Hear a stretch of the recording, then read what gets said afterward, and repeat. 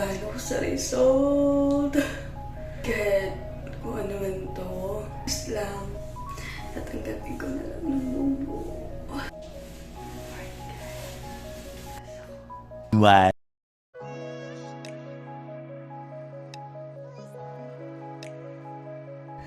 Kinakabahan ako sa result.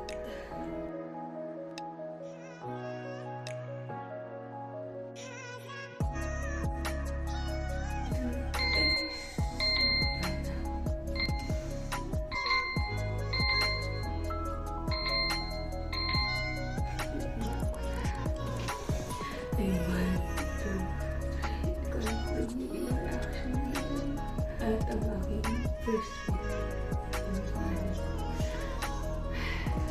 A few minutes later. oh my God!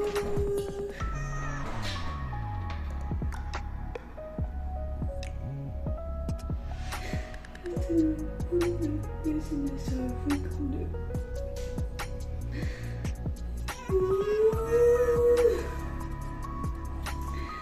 Luntes!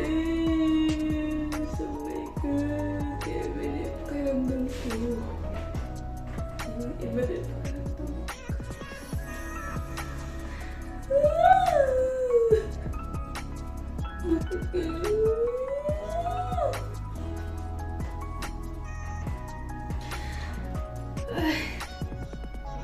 Kailangan ko magpa-consult muna sa Opigay.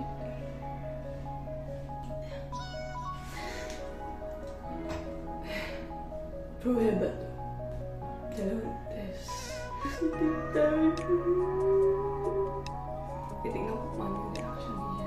3 days later. Today, sinisimulan na natin ang transformation na magiging nursery room ni Vicky Hana, pero bago tayo mag-install ng bagong wall decor, kailangan muna natin tanggalin ang lumang wallpaper at lahat ng nakadisplay sa pader. Step by step natin itong ginagawa para maging malinis, maayos at ready for a fresh start ang room. Tinatanggal muna natin ang mga frame, shelf at decor para walang sagabal. Tapos dahan-dahan natin itong ilagay ang bagong wallpaper. Ayan, satisfied pero medyo nakakapagod. Gusto natin siguraduhin ang smooth at surface para perfect ang kapit ang bagong design at ito na nga, nakilagay ko na nga, excited na rin ako sa magiging resulta at final look nito para sa baby natin. Isang maayos, maaliwalas at malinis na bed plus nursery bedside dito sa room namin. 1 week later. Bed reset and arrangement.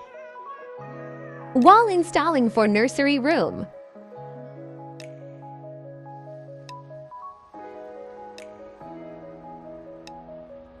Mini-Me desktop office.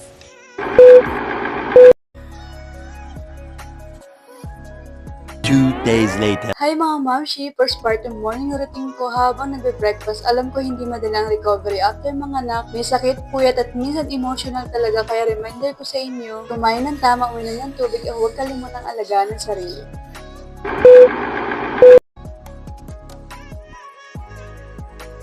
2 weeks later. Hana, hana, hana, hana, hana, hana. Love, hana. Love, hana. No! Oh, hot. Oh, very.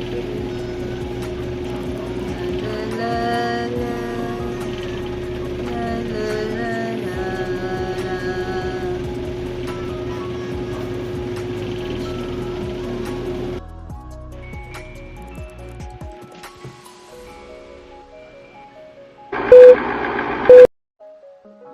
3 days later. After taking bath, it's dressing, breast, feed time.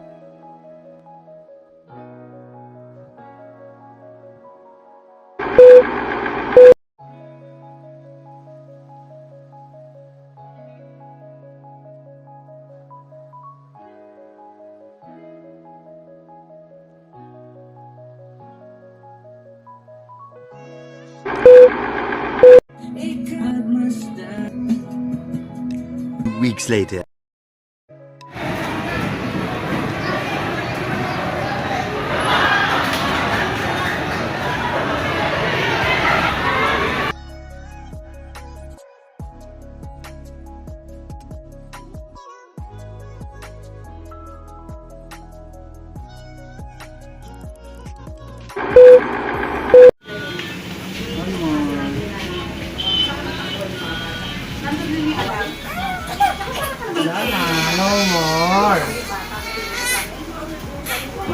lang.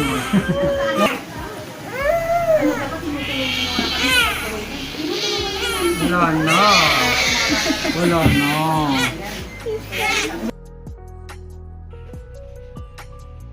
Sa bawat araw na dumadaan, sobrang beyond grateful ako sa pagiging ina ng dalawang anak ko. Kahit mahirap mula sa panganganak ko at pag-aalaga at lahat ng pagod, iba pa rin yung saya na nakakasama ko sila habang lumalaki. Lahat ng hirap napapalitan ng tuwa sa bawat yakap, ngiti at tawanan namin. Totoong pagod pero mas totoo ang pagmamahal at sa dulo, mas pipiliin ko pa rin maging nanay nila paulit-ulit.